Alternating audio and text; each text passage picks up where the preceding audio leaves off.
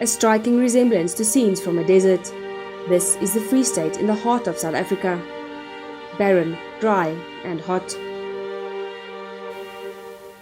With the country experiencing its worst drought since 1904, farmers across the Free State, the Northern Cape, Northwest and KwaZulu-Natal are facing a crisis.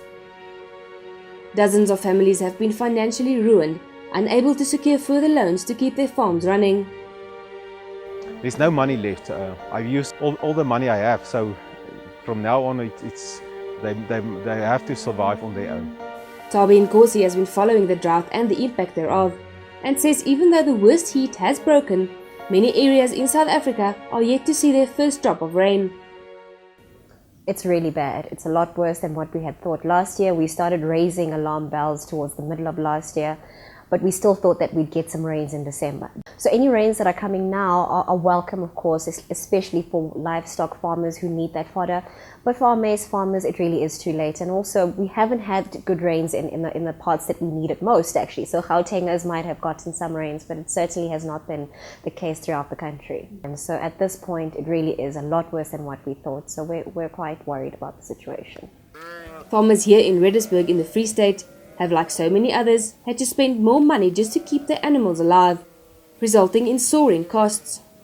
Yeah, well, we've been feeding the cattle since April, actually before April, and we usually do feed them till about August, September, and we've never stopped feeding them since today.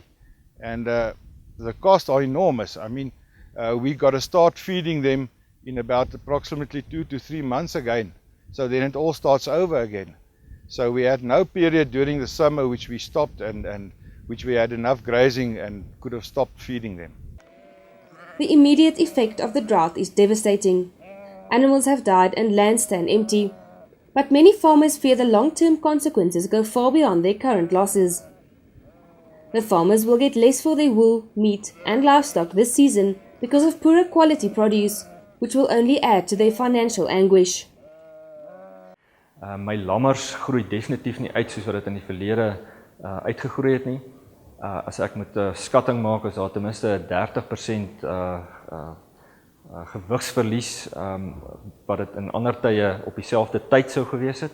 So my groot bekommernis is dat ek 'n swakker besetting gehad. Een van die ouer boere het vir my nou die dag gesê hy sal nie in sy produktiewe lewe weer herstel van die skade wat hy gelei het in hierdie droogte nie. So hier is 'n geweldige impak. Ons verloor geld op ons wol, wat minder is. Ons skeer tussen 5 en 10% minder van 'n skaap af as gevolg van die droogte. Ons lammergewigte, die lammers wat ons verkoop, gaan ook omtrent 1/3 swakker wees. En as jy dit omsit na rand en sent toe, is dit op 1000 lammers, is dit maklik 280.000 rand wat ons verloor. So die finansiële impak is geweldig. Agri-SA is working to assist those farmers who can recover and help them prepare for future breeding and harvesting seasons. We need to tackle this from a number of different angles. We need to tackle it from a fodder point of view to try and really sustain the livestock that we do have. We don't want any more animals dying. We cannot afford that, especially for our smaller farmers, our communal farmers. We really can't afford that. So we need fodder there. But we also need to allow farmers to be able to recover after the drought. Some farmers will not be able to plant anything in this season, and of course that really places them on the back foot should we get normal rains in the coming season. So what needs to be done now is really a conversation about how we start to prepare our farmers to be able to plant. So looking at how we can make production credit more affordable for them into the coming season. For those who might not qualify for credit, how do we start to make them more bankable? So those are really the conversations that we'll need. But we're estimating that probably in the next season we will not have recovered as a sector. So we're looking at about 2 to 3 years of recovery for an average farmer. With analysts suggesting it could take farmers up to 5 years to recover. Many communal farmers will find it hard to recover at all. One such farmer is January Ramaglopi, who has lost almost 50% of his herd. Ramaglopi says hope is the only thing keeping him going, and even that is fading fast.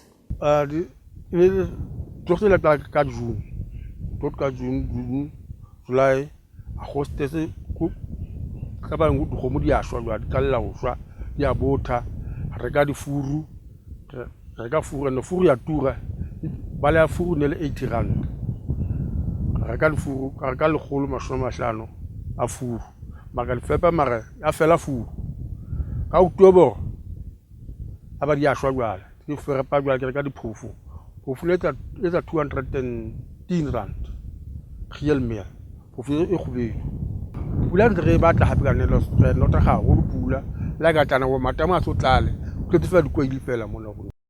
Looking ahead, the South African Weather Service has warned that farmers will need to adapt to drier conditions for the foreseeable future.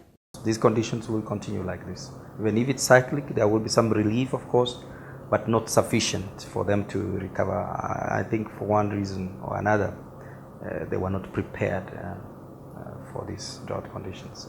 So it's hitting them hard and hitting everyone hard. Despite the dire situation here in Redesburg, there seems to be something not even the harshest of weather conditions can erode. The determined human spirit of the people who call this area home. Ons is boere. Dis waar ons die wil kry om aan te gaan. Dis al wat ons kan doen, dis al wat ons wil doen. En dis ons lewe. Christa, Eybers, Eyewitness News, Redesburg, Free State.